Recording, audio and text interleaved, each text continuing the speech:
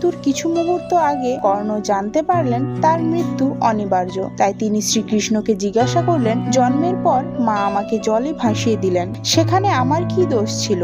সুতপুত্র হওয়ার জন্য গুরু দ্রোণাচার্য আমাকে শিক্ষা দেননি, আর গুরু পরশুরাম আমাকে শিক্ষা দেন, কিন্তু ব্রাহ্মণ না হওয়ার জন্য তিনি বলেন, যখন আমার নিজের শিক্ষার সবচেয়ে বেশি প্রয়োজন হবে সেই মুহূর্তেই আমি সেই শিক্ষা ভুলে যাব। ব্রাহ্মণ না হওয়াই কি ছিল শুধু আমার অপরাধ? বাসুদেব, সুতপুত্র হওয়ার জন্য ভরা রাজসভায় দ্রৌপদী আমাকে অপমান করলেন। তখন শ্রীকৃষ্ণ বলেন, রাধেয়, যখন আমি জন্ম নিয়েছিলাম তখনই আমার পিতা আমাকে এক গোয়ালার ঘরে রেখে দিয়েছিলেন।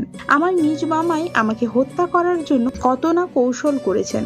তোমার প্রিয় মানুষের সাথে তো তোমার বিবাহ হয়েছে, কিন্তু আমাকে তো আমার প্রিয় মানুষটার থেকে দূরে থাকতে হয়েছে। এবার বলো রাধেয়, এইসবে কি আমার দোষ ছিল? মনে রেখো, এই পৃথিবীতে কোনো কারণ ছাড়া কিছু হয় না। রাধে রাধে।